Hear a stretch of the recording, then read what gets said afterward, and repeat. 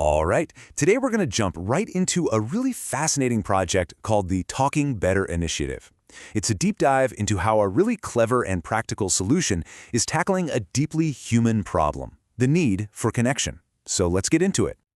You know, this simple quote, it just hits home, doesn't it? For so many people in assisted living, this is their day-to-day reality. And we're not just talking about being heard literally, but about being understood, feeling seen. It's the real emotional heart of the problem we're unpacking today. And that's the thing, right? When you can't communicate, it's not just about talking. It affects everything: your dignity, your safety, the quality of care you get. The Talking Better initiative was created for exactly that reason, to build a bridge of understanding with some really smart but simple tools. Okay, so if you're going to build that bridge, you've got to know why the connection is failing in the first place. And the project team didn't just take a guess. They started by really digging in and diagnosing the problem. And this is the absolute best place to start. You have to ask the right questions. Instead of just jumping to a cool new gadget, the first step was to ask, what are all the different reasons, big and small, that someone might not be heard? And to figure that out, they used a very specific tool. So they pulled out this really cool tool called a fishbone diagram. It's an awesome way to just map everything out visually, to see all the potential causes of one single problem.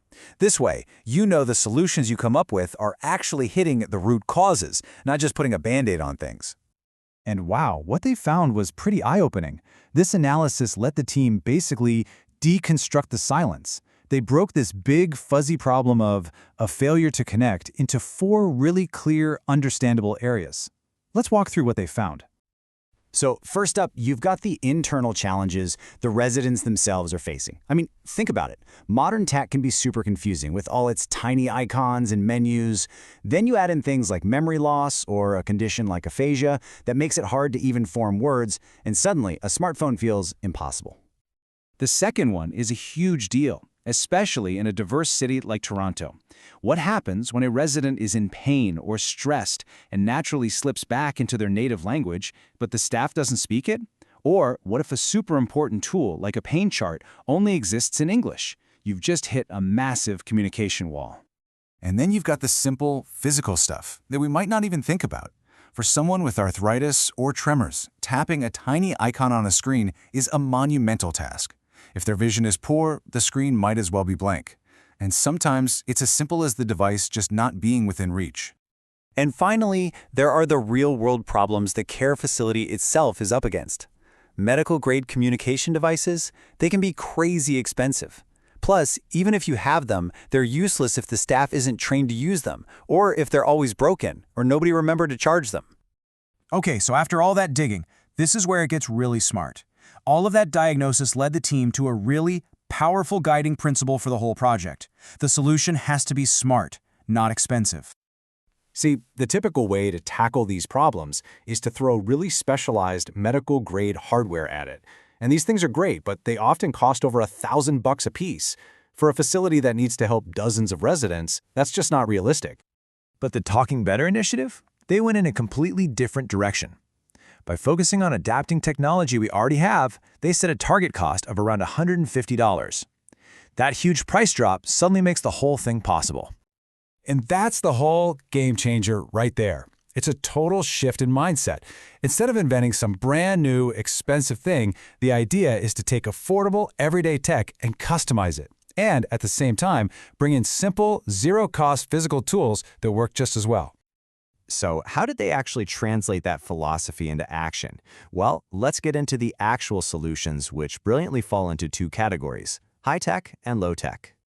And this just lays it out perfectly, doesn't it? You can see that 2-pronged approach right here. On one side, you have the customized tablet. That's your simple high-tech piece. And on the other, you've got physical aids that don't need batteries or Wi-Fi. It's all about having the right tool for the job. So let's put these side by side. You've got the $150 solution, which is the Friendly Tablet project. That's all about making tech accessible and frustration-free. Then you have the $5 solution, the always-ready simple tools. These are all about being reliable, a communication lifeline that just works no matter what. The Friendly Tablet is so smart because it directly attacks the problems we just talked about. That easy-use screen with just a few giant buttons, that solves the complexity and dexterity issues. The instant language helper lets a resident tap a picture that then speaks a phrase out loud. Boom, language gap bridged. And the photo stream, that helps with memory and connection, and it's totally free for families to use. And you know what? These low-tech tools are just as brilliant. The About Me card helps staff see the person, not just the patient. That essential needs keyring with pictures, it's a foolproof way for someone who can't speak to say, "I'm in pain" or "I'm thirsty" instantly. It's so simple and so powerful. Look, great ideas and clever solutions are one thing, but how do you actually make it happen? You need a plan. So let's see how the Talking Better initiative plans to go from just an idea to a real-world thing. Well, they've got a solid plan. Phase 1 is all about laying the groundwork. It kicks off with user-centric research, actually talking to the staff and residents.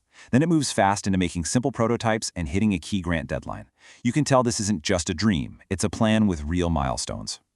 And they're not putting all their eggs in one basket for funding either. They have a multi-pronged strategy. They're going after specific government grants, looking at programs that help individuals, reaching out to local charities, and they're even planning to save money by buying in bulk. That's just being resourceful.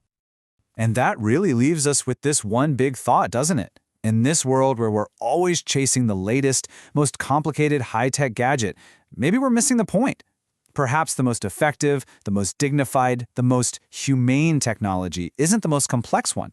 Maybe it's the simplest one, the one designed with empathy and connection right at its heart.